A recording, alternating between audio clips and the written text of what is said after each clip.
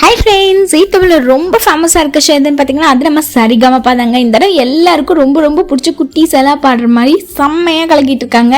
இதில் வந்து பார்த்திங்கன்னா போன வாரம் தளபதி திருவிழா ஒன்று நடத்தியிருந்தாங்க. எல்லாருமே செம்மையாக பர்ஃபார்மன்ஸ் பண்ணியிருக்காங்க.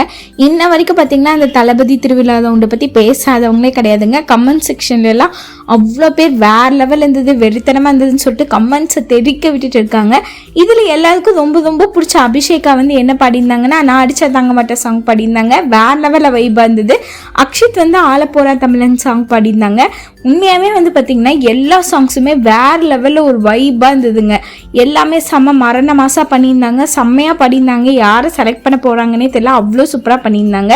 இந்த வாரம் கண்டிப்பாக இதை விட பெஸ்ட்டான ரவுண்ட் கண்டிப்பாக கொண்டு வருவாங்க அப்படின்னு சொல்லிட்டு எல்லாரும் ஆவலோட எதிர்பார்த்து காத்துட்டு இருக்காங்க. உங்களுக்கு வந்து இந்த கண்டஸ்டன்ட்லேயே யார் பண்ணது ரொம்ப பிடிச்சது அப்படின்னு சொல்லிட்டு மறக்காமல் கமெண்ட் பண்ணுங்கள்.